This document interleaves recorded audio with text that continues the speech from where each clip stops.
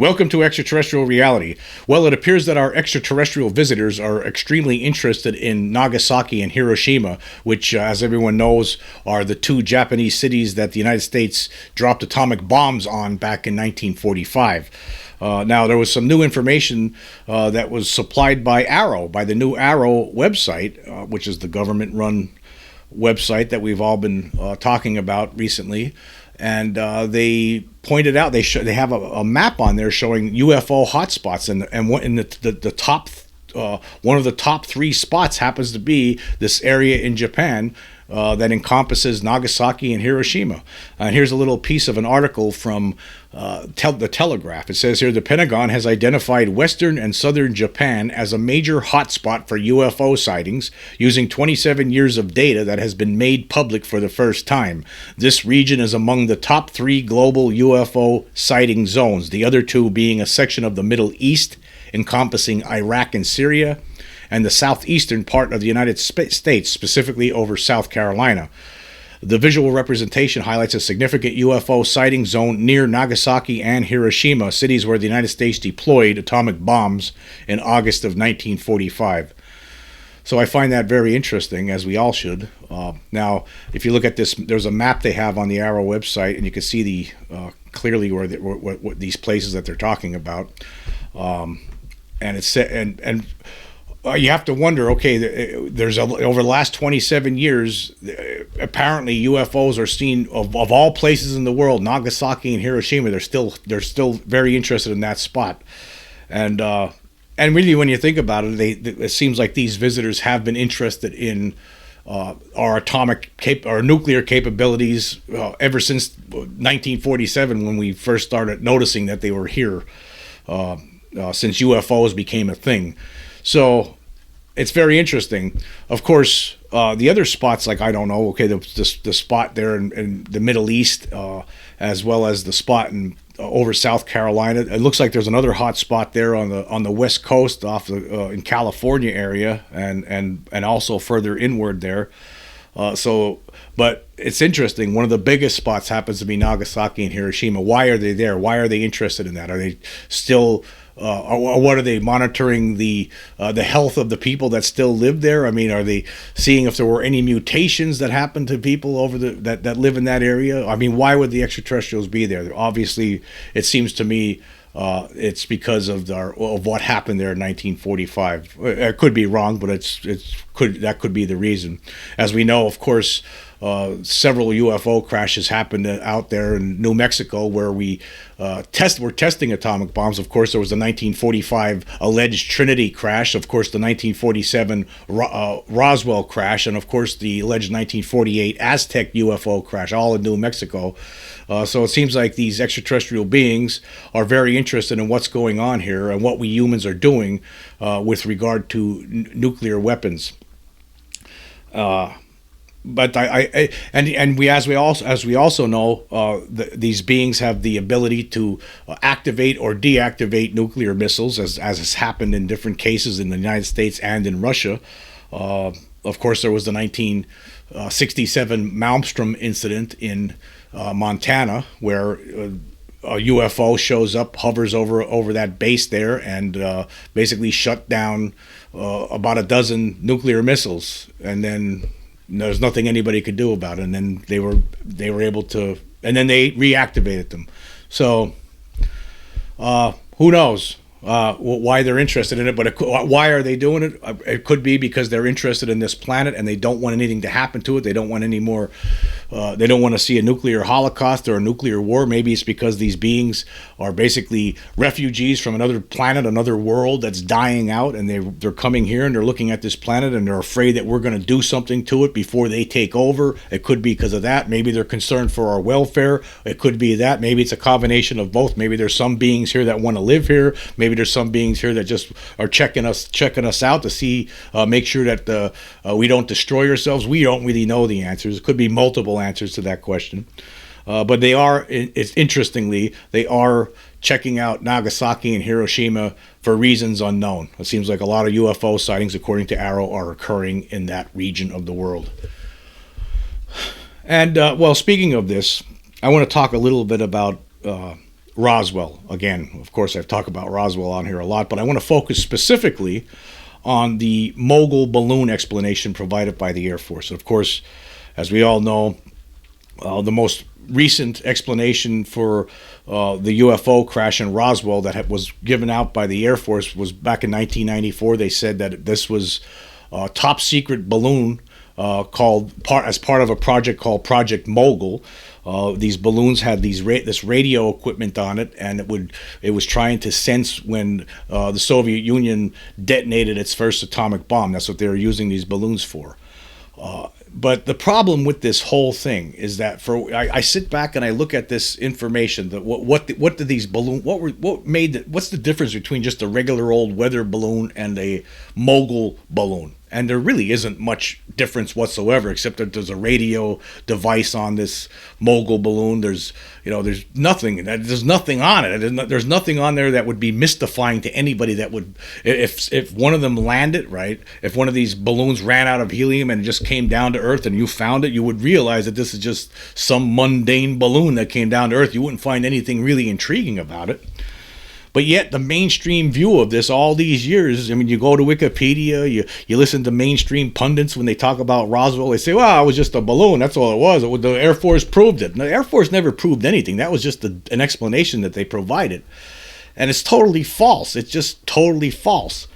Now, I want to talk about a book here called The Roswell Legacy. I bought this book some years ago now. This was written by the late Jesse Marcel Jr. Of course, Jesse Marcel Jr., he was the son of Jesse Marcel Sr., who was the top intelligence official at Roswell Army Air Base back in 1947. He was basically used as a scapegoat by the Air Force back in 1947 to make it look like he made a mistake. As we all know, there was this rancher in 1947 named Mac Brazel who traveled into Roswell in the early July of 1947 with some materials that he found on this ranch that he was supervising, called the Foster Ranch, which was about 75 miles northwest of Roswell. And he found this material that he couldn't understand. He didn't know where it came from, so he brought it into town and trying to get answers. He went to the sheriff's department, and they didn't know what it was, and so the sheriff's department sent him to the Roswell Army Airfield. They told him to contact them. He contacts them, and the Colonel Blanchard, who was at this Roswell Air Base, he didn't know what it was. He showed it to Major Jesse Marcel, who looked at it. He didn't know what it was. They looked at this material, and so they decided to go out and investigate. So they went out to this to the location where Brazel found this material. The sheep that Brazel had on this ranch, they wouldn't go near it. They wouldn't cross the field where this stuff was. And this area where this material was over a 3-mile was almost 3/4 of a mile long and several hundred feet wide. It was a very large area where all this material was. And if it would have been balloon material, if it would have been from this Mogul balloon, Marcel and even Brazel, the sheriff, anybody would have noticed, oh, this is just balloon material. But it wasn't. It wasn't. That's why they investigated it. That's why, I mean, the stuff that Brazel brought into town that day and showed the sheriff, and then later on Jesse Marcel, they knew that it wasn't balloon material. They didn't know what it was. And when Brazel went out there, along with another official from Roswell Army Air Base, they noticed there was an incredible amount of material. Apparently, it looked like it had exploded over this one area of the ranch. Of course, the rest of the story is that apparently what some people believe is that there was a lightning storm and something struck this craft and it blew up over the Foster Ranch and then skidded a couple times before the main piece came to rest with the alien bodies about 45 miles north of Roswell. So they go out there and they're looking at this and they don't understand. Well, this is, I don't know, Marcel's looking at it, he's confused.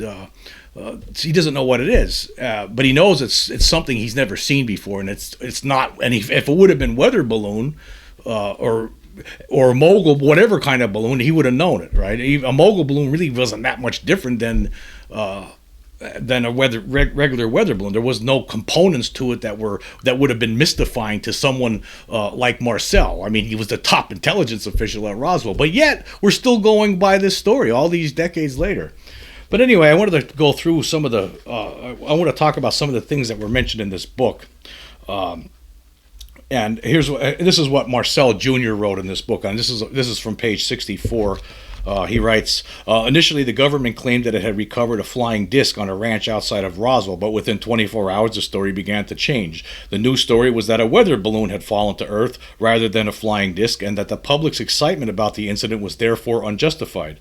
According to the revised statements, it was just a case of mistaken identification resulting from the fact that the officers on the recovery team did not know what the components of a weather balloon looked like.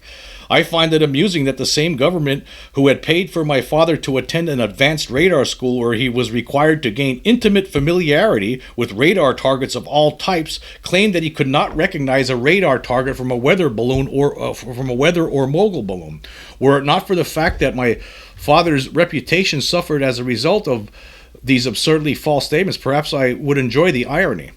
And so really he gets into what this what this balloon really was. What makes up a one of these balloons? And it says here, he gets into it on page 79. He says basically the Project Mogul device consisted of three components. One, an expendable microphone for sound wave detection. Two, a transmitter used to send the information picked up by the microphones to the receiver on the ground or in the air, and three, a balloon train and ballast to lift the devices. Radar targets were also used to track the device. Now, the problem here is that these radar target, basically it was just like pieces of card. All this thing was made out of cardboard with some of that material that you see inside of a candy wrapper, like that has metal on one side and paper on the other. That's all it was. Cardboard. That's all this stuff was. I mean, how could somebody like an intelligence officer like Jesse Marcel mistake this for something else? Mistake it for what he says his whole life later on, that is that it was something that could not have been made on this earth. That was his contention. But you know, he was forced to go along with. Eventually, he was forced to go along with this cover-up. Basically, he was actually ordered to fly to Fort Worth, Texas, where when the cover-up started, like initially they put out that story that it was a disc. Then within a few hours they changed that story, and then Marcel was ordered to go. He was flown to Fort Worth, Texas, where he was met with General Roger Ramey, and Ramey ordered him to pose with these remnants from this radar reflector, and it was junk. I mean, you could tell even in the famous picture of him kneeling on the floor holding up this radar reflector that he knew he was being taken for a ride. It was all nonsense. It was total nonsense. And so he went on for like over 30 years before he started talking about this publicly, when he talked to Stanton Friedman about it finally back in 1978. To think that for some reason the mainstream just goes along with this. I mean, no one in the Washington Post, no one in the New York Times, all these years never looked at that and thought twice about it. Like they look at the Air Force's story, but they really don't have any witnesses to corroborate what they're saying. But yet on the other side of the story, you have all these other people who said it was not a weather balloon. It was something that was not of this earth, as according to Jesse Marcel Sr. And Jesse Marcel Jr., for his whole life, he saw pieces of this stuff. His dad actually, before the cover-up started, his dad actually brought some of these pieces to his house and woke up Jesse Jr. and his mom, and they saw the objects too. They saw the material, and Jesse Marcel Jr. his whole life, who turned out that he grew up to be a doctor. He was in the Air Force, and he was a doctor, and he's saying here that it was not a balloon. It could not have been. The objects that he saw was not part of a balloon. It was unearthly. He saw I-beams that had hieroglyphic writing on it, of metal. You couldn't bend it. There was other material, like very thin material, like aluminum foil, that was unbreakable, unbendable. It was very tough. It was nothing like what you would find from a weather balloon. And that's basically all a Mogul balloon is. It's just mostly just except other than the radar, or excuse me, the radio device and the microphone. I mean, there's nothing to it. There would have been nothing mysterious about it whatsoever. But yet, we the mainstream view on this is that that's all it was just a balloon, and we just go on with it. Which brings me now to my main point for today. Maybe I'm the one who's stupid. Maybe I'm dumb. Maybe I know how I call everyone dummies, and and maybe it's really me. Maybe there's a whole bunch of us, right, that aren't getting it. We just don't get it. Maybe what's been going on here, right? Because you look at this is obvious. When you read this, right, it's obvious. When you look at what a Mogul balloon is and a weather balloon, and that there's no way that these people at the Roswell Army Air Base in 1947 could have mistaken these objects as things from another planet, right? As something that they never saw before. There's just no way when you look at all of this, right? So I started wondering, recently, maybe it is me. Maybe I'm the one who's not getting it. Maybe what's really happening here is that the government, the people who are the control group, they want us to go along with all of this nonsense. They want us to all keep quiet. They would rather have no one at all acknowledge that we're noticing these UFOs, or that they don't want anyone to know about the alien presence, that there are people that get abducted and there are cattle that are mutilated. They want us to stop talking about it, because behind the scenes, right, they're extremely concerned. They don't want the aliens to know that we know that they're here up to something. So they're acting stupid, and they want us all to act stupid. Maybe, and that's my hope. Maybe how I should have been handling this from the whole time is to sit back like a debunker and just act like, oh, that was obviously a balloon back there. I mean, that they captured. I mean, Jesse Marcel Sr., he must, what did he know? Maybe I'm supposed to go. Maybe we're all supposed to go along with this stuff. And I'm just not getting it, because they can't say it out loud, but they're expecting us to use our brains a little bit, like they're wishing and hoping. The people that do know about this behind the scenes, that are trying to figure out what's going on here with these things, they want us to just shut up, because they don't want the beings that are here, and in some cases potentially among us, right? Some of them, according to people like David M. Jacobs. There could be hybrids living among us that look just like humans, but are actually extraterrestrials in disguise, basically.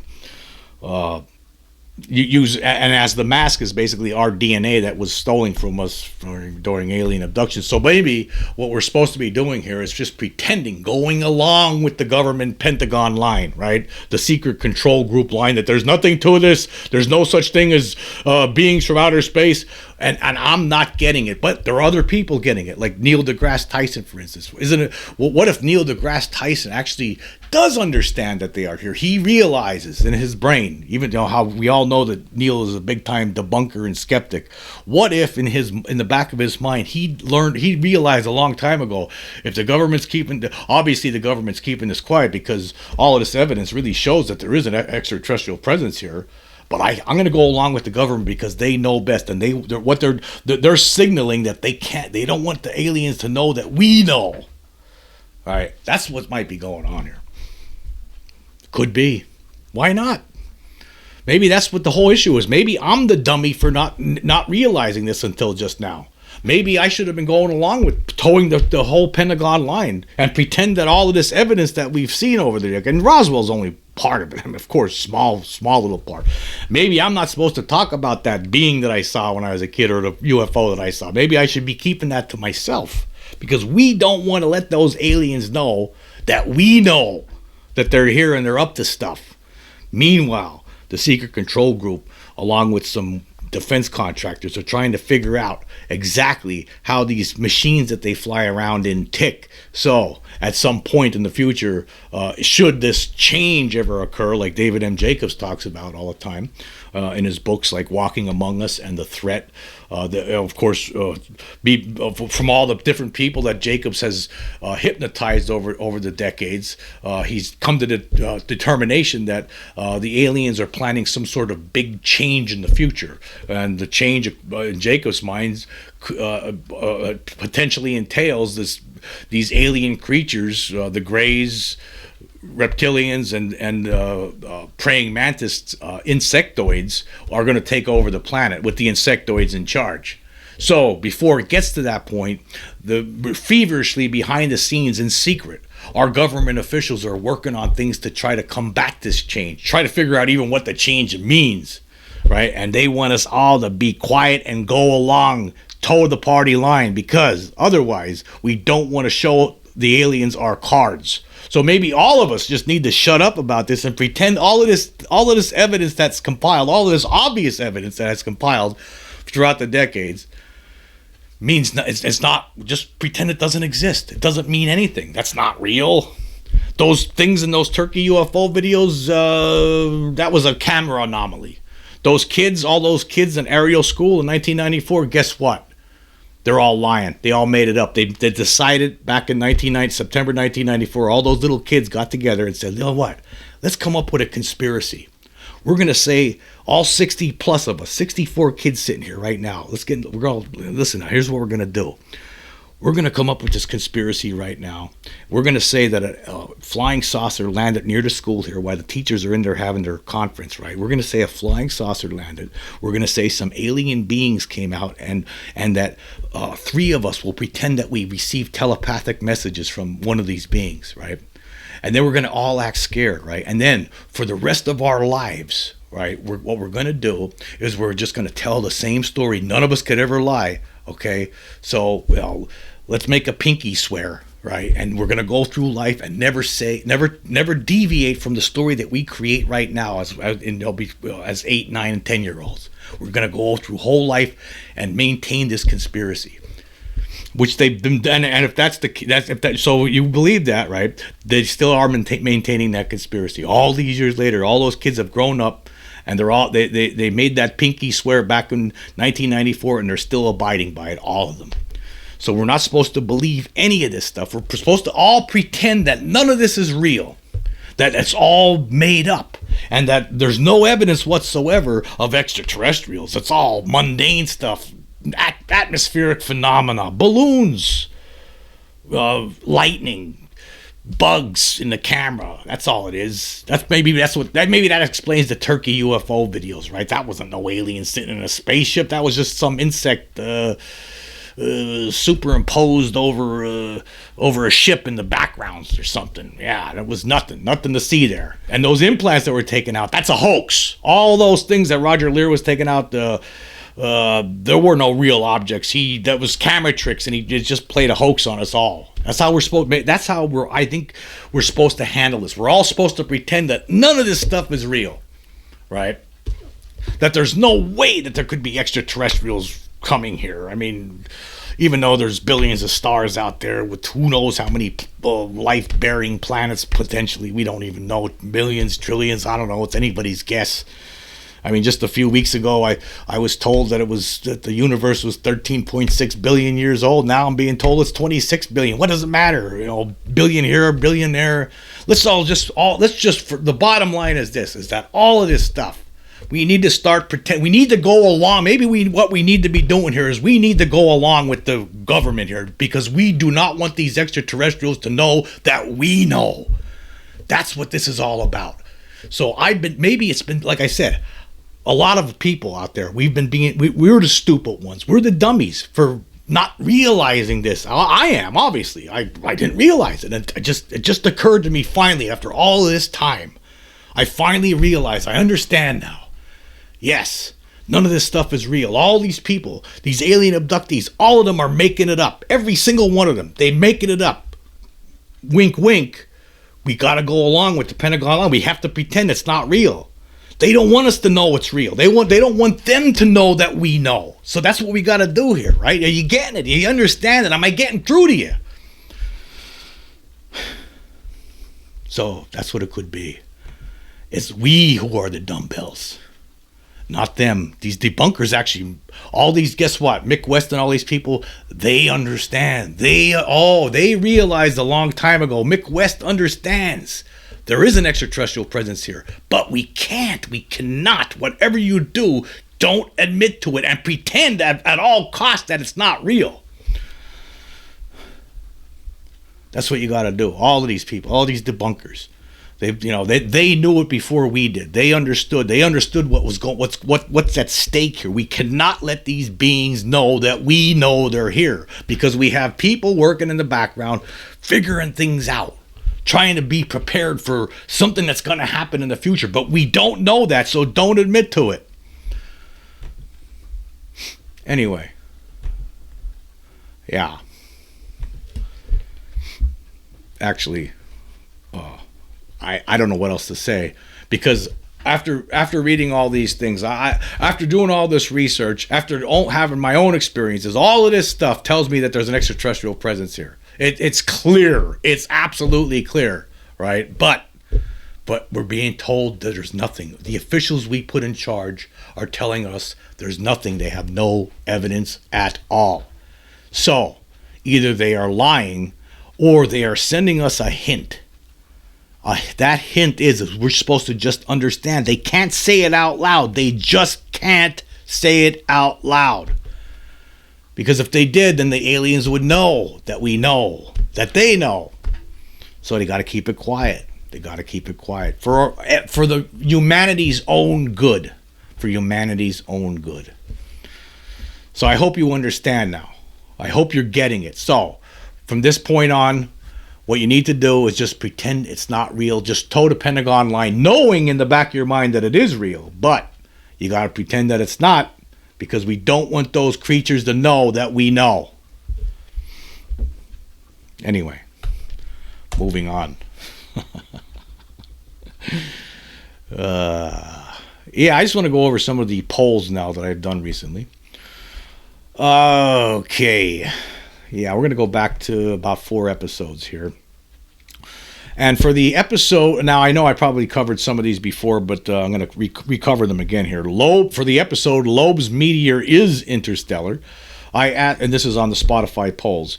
I asked this question: what is the biggest reason most mainstream news reporters do not take the UFO extraterrestrial phenomenon seriously? And so far, there's 62 votes. 1.6% say stupidity. 4 or 6.5% say laziness. 6 or 9.7% say no common sense. 15 or 24.2% say critical thought deficit, and 36 or 58.1% say all of the above. I agree with the majority, all of the above. Either that, or maybe it's what the mainstream media is doing is they realized a long time ago what I'm just realizing now, that we're all supposed to be quiet about this and pretend that evidence that is very clear right in front of our face isn't clear at all, and there's no evidence whatsoever that there's an extraterrestrial presence here. Maybe they realized that a long time ago. Wink, wink. Anyway, for the episode of the names used in the ET Reality podcast to describe debunkers, mainstream pundits, and lying bureaucrats, which one is your favorite? Okay, I did go over this one before, and I guess we'll go through it again. Okay, dumbbells is on the bottom of the heap here. That's only 5 or 7.1%. Idiots, so that's only 6 people or 8.6%. Dummies is only 7 or 10%. Imbeciles, 8 or 11.4%. Also 8 is knuckleheads, or 11.4%. Morons, 10 or 14.3%. And the top one so far, and which is, is dum-dums, 26 people, 37.1%, which is, I usually call them dum-dums. There's a lot of names that got left out of here too. Dopes, because you only have room for 7 choices here for the poll. So I left out a bunch of names like dopes, dimwits, bugwits, halfwits, a cavalcade of other ones. But again, after what we're talking about here, maybe this is the reverse. Maybe the 26, I would agree with dum-dums, but maybe because I'm just starting to realize what's going on here. I mean, the evidence is overwhelming that there's an extraterrestrial presence here, right? But maybe I'm the dum-dum. Like I'm saying, maybe we're all the dummies because we just didn't realize what's going on here, that we got to keep it quiet. Shut up. Don't you talk about it. Pretend it's not real because we don't want them to know that we know. Okay. Moving on. For the episode, big shakeup in Pentagon's UFO office / Arrow website launches. I asked this question: will Arrow eventually be responsible for ending the decades-long government UFO cover-up? 83 votes so far. Only 15 people, or 18.1%, say yes, while 68 people, or 81.9%, say no. I'm going to go with no. No on that one. I think the only way we're ever going to get disclosure is not going to be from Arrow. And I'm really starting to. Maybe, I don't know. Again, it's probably going to be up to the extraterrestrials. We're going to have to wait for them to give us disclosure, because I don't think we're supposed to say anything because the government doesn't want us to say anything. They want us to they want us to pretend that none of this evidence means anything. So they would just keep it quiet. Just shut up. Okay, anyway, for the episode Weird 1897 Cattle Mutilation Case / Famous 1973 Pascagoula Alien Abductee Calvin Parker Dies, I asked this question: what do you think the strange creatures that dragged the late Calvin Parker and Charles Hickson into a weird craft in 1973 were? There's only 38 votes so far, with 25 days left, so you could still vote on it. Mechanical robots, only 5 people voted for that, or 13.2%. Now, I wanted to say that those two guys both stated while they were alive that they were like robots. These weird-looking beings that came out of that ship with these pincer-like hands seemed like robots. But only 5 people, or 13.2%, believed they were mechanical robots. The next in line was costumed men in black. Now, I threw that in there as a joke, but I still got 6 votes in there for 15.8% costumed men in black. Come on. But hey, it was funny, so I guess if I put it there, I guess I was asking for it. And then 13 people, or 34.2%, say biological robots. That's what I would agree with, right? I think that those things that came out of that ship and dragged them in were biological robots.